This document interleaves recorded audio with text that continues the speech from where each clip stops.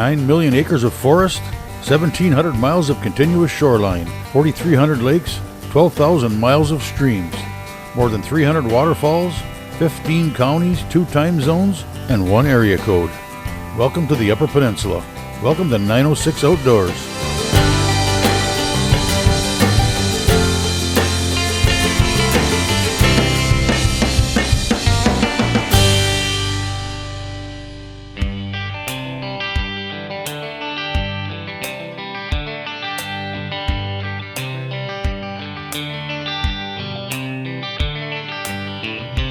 It was a perfect spring morning.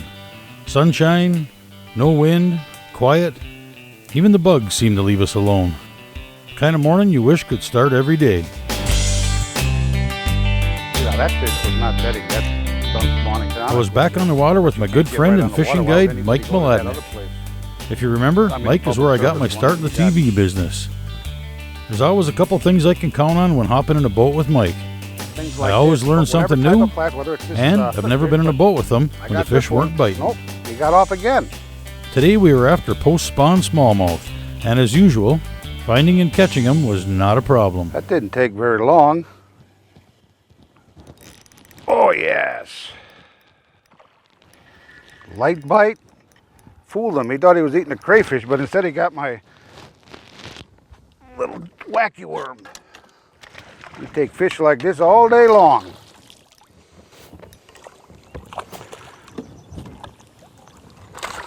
Oh yeah.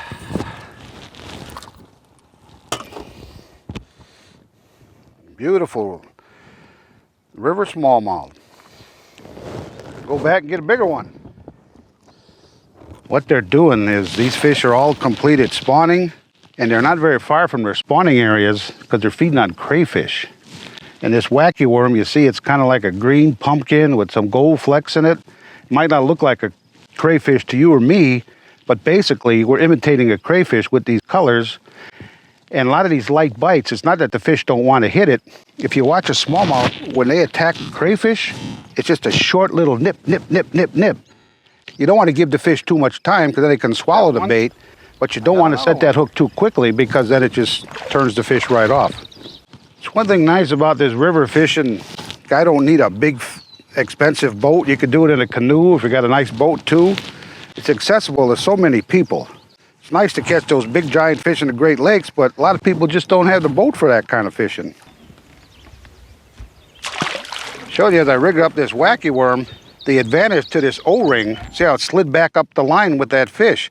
Now, if I would have hooked this directly through the worm, guess what? I'd have still caught that fish, but the worm would have broken in half and I'd be putting another worm on. You say, oh, what's a couple of worms? But you come on a day like down the river, you catch 20, 30 fish, you only go through 1 pack of worms instead of 3 or 4 packs of worms. And that could add up in a year's time. But just a wonderful thing. And again, I'm really a firm believer in the red hook. And to make it even more enticing, I even add the red O-ring. How can a self-respecting smallmouth pass that up? Today's show is brought to you in part by Rapid River Knifeworks, home of Michigan's largest custom knife factory showroom. Rapid River Knifeworks is the largest custom knife factory showroom in Michigan. The 10,000 square foot showroom is awesome. Hunting knives, pocket knives, and kitchen knives. Watch your custom knife being made and engraved. Free laser engraving with your personal message or company logo. Lifetime warranty on every knife and free sharpening. Plus, visit Rapid River Knifeworks gift shop for Stormy Cromer and RRK gear. Bring the family and visit Rapid River Knifeworks today.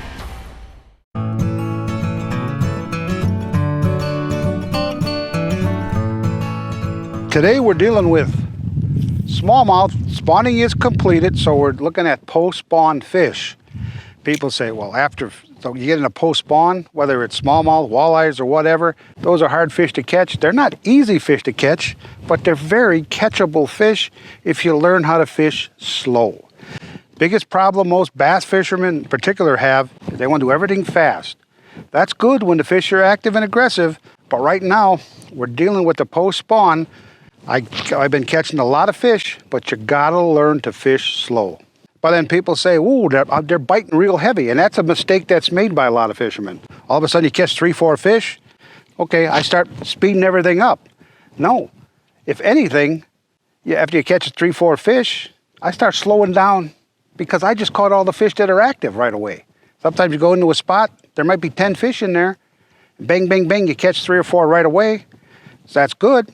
But now I want to catch the 4 or 5 other ones that are in there feeding on all these crayfish. So what am I going to do? I slow myself down. Slower means more fish. I got them this time. Little fish, but that's okay.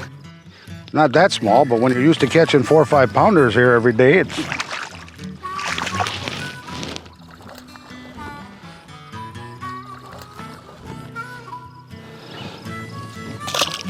When you're getting a bite over here and you're watching them jump in front of you, like I said, I take this all day long. Oh, this is a dandy here. Might have to use the net on this one. We won't try to grab the line and bring that into the boat.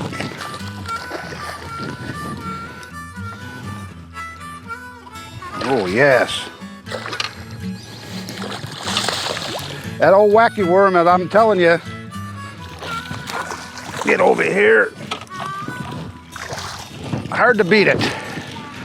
That is a dandy smallmouth any place. That is a beautiful fish. Look at that, huh? Beautiful fish on a little wacky worm. Let him go back, and now we got to get a bigger one yet. I was starting to get a little bit edgy there. I had made about 10 casts without a fish. This one doesn't want to come up. We're a little deeper water than we were before, but that... I like that. Jump right in the net for me. Let him go. He can go swim right back in the shade. Get in there, buddy.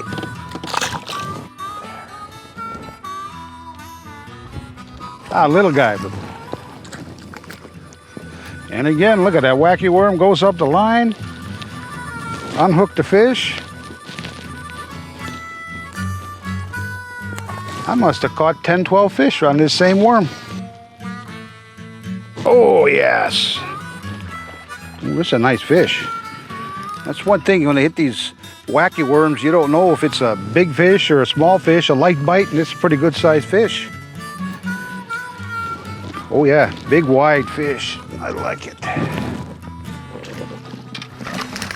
Might be the biggest one so far. If I get him in. That's what we're looking for. Oh, yeah. Oh, yeah. That's a monster.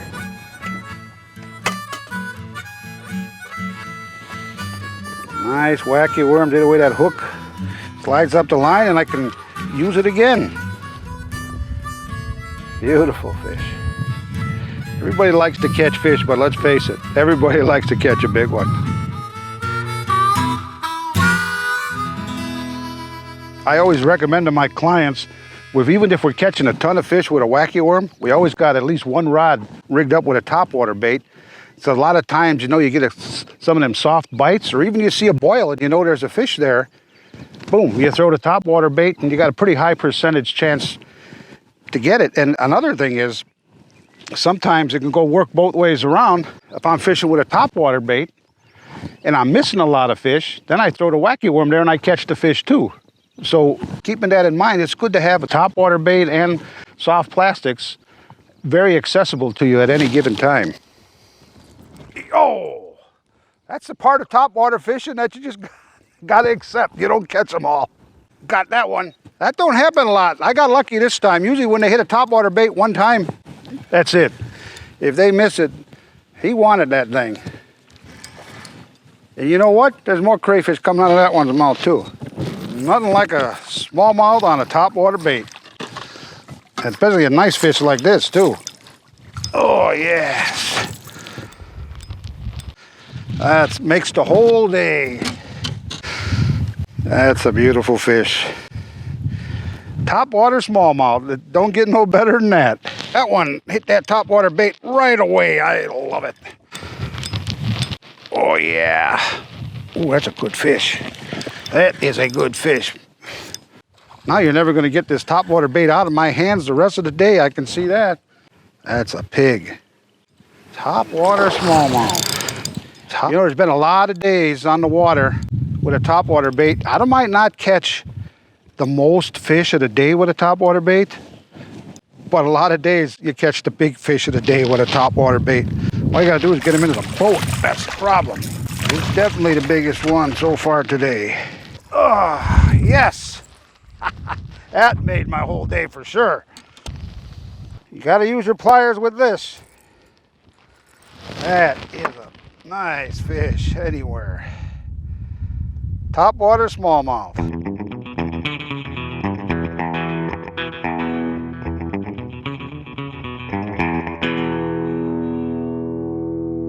906 Outdoors is brought to you by Race Driven, your source for premier power sports products. Customer driven, quality driven, race driven.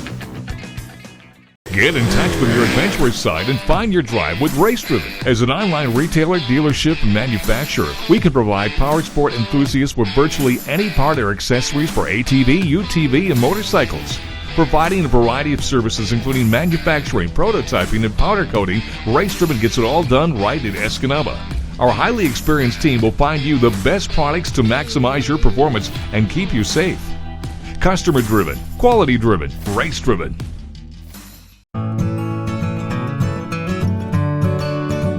You know, we're dealing with post-spawn smallmouth today, and let's face it, they're not real aggressive generally. They hit topwater baits, but you gotta work it slow. Most guys have a bad habit when they fish topwater baits, fishing way too fast. See, I'm just popping it a little bit, let it stop, little pop, let it stop. When I'm popping it though, I wanna get plenty of action. I don't want a little. I got that prop on here and it attracts them.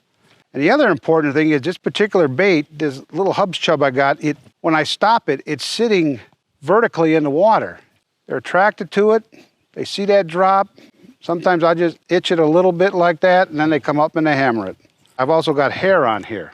And this is pretty important with smallmouth. Whenever you're using a topwater bait, whether it's just a popper or if it's a prop bait like this, you should always have some feathers. Like this is red, that's my favorite color. Even white, yellow is good. But never use a topwater bait that doesn't have some sort of dressing on it too. This color here, probably my favorite, green pumpkin with gold flakes.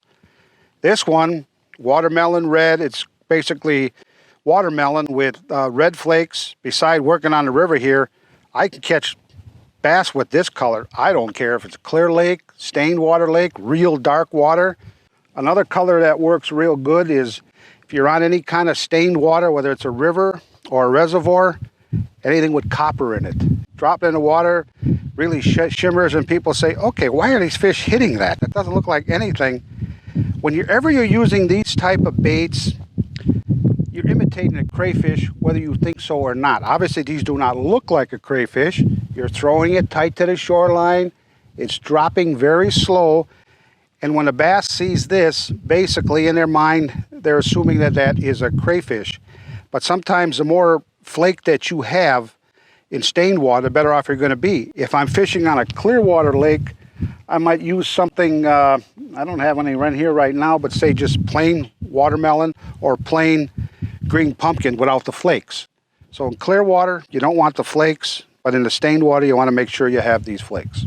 That was fast. Move the boat to a new spot and catch a fish right away. I like that.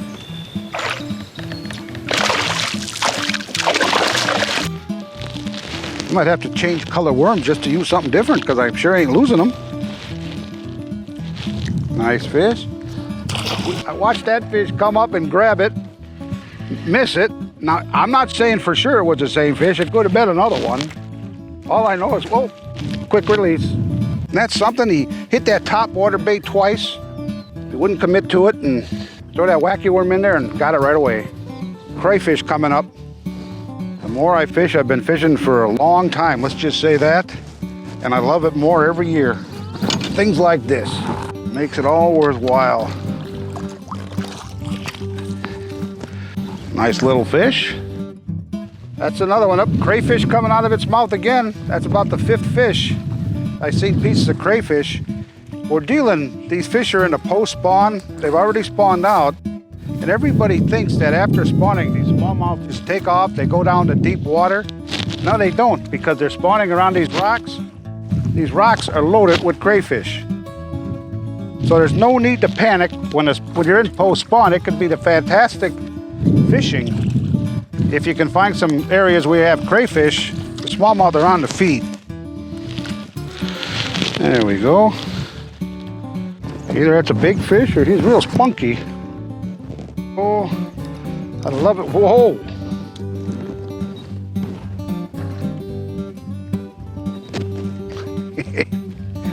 Gotta love it. Ooh, that's a dandy. That's a beauty. There's one behind it too. Hard to see in this stained river water, but there was another fish behind it. Probably a bigger one. Oh yeah. Sometimes I think it's that red hook too. I talk about red hooks all the time. It's like people ask me, do red hooks really work? I said, I can't guarantee they work, but I think it sometimes gives you that little edge. You know, after all, we're trying to mimic a crayfish with this, and crayfish usually have little red spots on it, so it's good advice whether you're fishing for even panfish, use a red hook. That's another thing they do after spawning is complete. A lot of these bigger bass, they find wood and they hang real tight to wood. Even if they're not feeding, they're not far from their actual spawning areas, but they're just hanging tight in the wood. Crayfish come out of his mouth again. Look at them all. Holy cow! That fish was hiding in that wood because his belly was full. Oh, that one was underneath the pine tree. Another decent fish. I fooled him. He thought he was eating a crayfish and he's eating a wacky worm instead. Here, pal. These river fish are really pretty. You know, they got a little darker color to them. Little bars. Real pretty fish.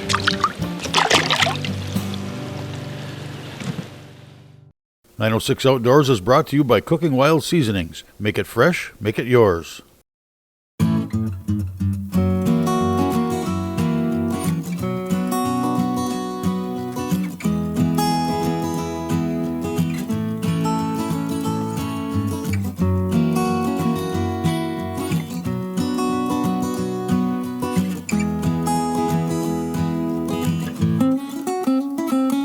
Yes, it's that simple. Get your 906 Outdoors Cooking Wild Seasonings today at cookingwildseasonings.com.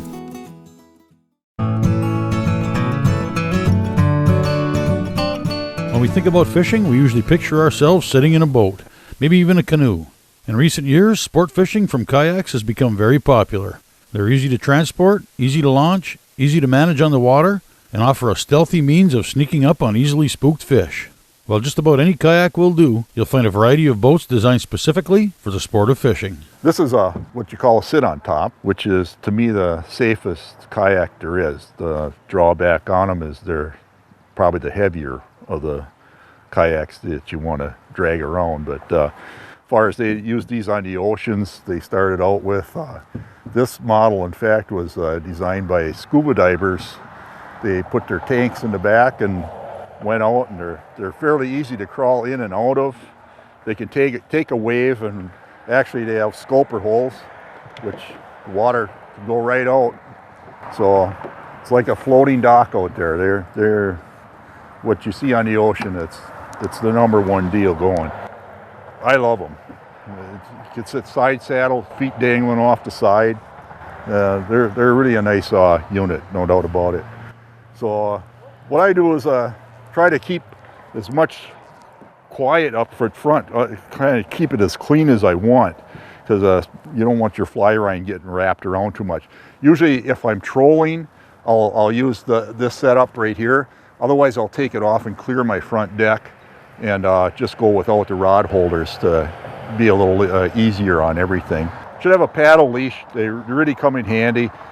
Most paddles all float nowadays, but it's so much easier if you do toss it off the side and you don't have to retrieve it too hard. But then they also have anchoring systems, which are really the only way to anchor up is with the trolley system is one of the safest ways. You can use a pole. A lot of guys will take a stick if you're in shallow water, about a 6-foot stick, and you can put it down into the muck, and it'll hold you pretty good. But the way of doing this is pretty much, we use, there's different anchors systems, but I usually just use a down weight. Throw that over, and then what you do is you double up your line, come through the hole. That way you can anchor off the back of the kayak. You just pull your rope, and then you just tie off right here on a clip that I got. So that keeps you anchored to the rear. You can anchor off the front of the boat. You never really want to anchor off the side of a kayak because of the fact that if you took a wave, it could capsize you. Not so much in this kayak, but in a regular kayak. It's not safe to do. This way, if you're on a river or a flowage and you get pinned up someplace in fast water, all you do is untie your anchor. What I do is have a float on the other end. What you do is you just throw your float over, and what that'll do is just take your line right out, and you'll be, if I get this right, you'll be out of trouble, and you can paddle around and pick up your anchor at a different angle that way. So it's one of the safest rigs out there as far as anchoring up. And what I do is a lot of times, especially with the ball anchor, is if you're like bluegill fishing in shallow water or whatever, I usually give it a lot of rope. This is a pretty big size kayak, so a lot of times at a real windy day it'll drag it a little bit anyways, but if I want to move down a shoreline, I just pull her in 6-8 feet and then just drift down the shoreline, so you never really have to pick your anchor up out of the water, which makes it pretty easy that way. Saves you a lot of time monkeying and picking up and moving. Of course, they got some really nice seats in these kayaks. These are actually sit up above. This model is actually made to stand in. A lot of guys do stand up in them. It's a little wider model. You can put downriggers on these, which will really stabilize it out. I do that once in a while. If you're going to have any type of kayak, make sure you have a life vest that's made for a kayak. Because the biggest thing is, once you're in a seat, and if you got the full-bodied ones like the other styles, you got a hump back, and it kills you. Being a muskie and pike fisherman, you need something to grab some of those toothy critters, and I'm not going to haul around a big net, so the grabbers are one of the best things. There are some that have a scale integrated on there. It's a lot easier on the hands. Put a float on in case it goes overboard. You can always retrieve it. Then of course you need your jaw spreaders, a good pair of pliers or tongs to get the hooks out. They make all different kinds of bags. This is a cooler bag actually. You can put lunch in there or whatever. You tend to carry a lot of my different fly boxes and whatnot in there. And you always got a little bit of extra room for your suntan oils and whatnot, bug spray. Got to have that. And it does carry quite a few rods, so it's a handy outfit. Guys make up their crates too that work fine. If you're out in bigger water, you might want to think about buying a rudder. It is a more expensive aftermarket piece that you can get, which are controlled by your foot levers then. But it keeps you in a straight line in a real windy situation. But most lakes you can get by without it up here pretty well. And these work just as well in streams or lakes. They get through everything, so pretty nice little unit there.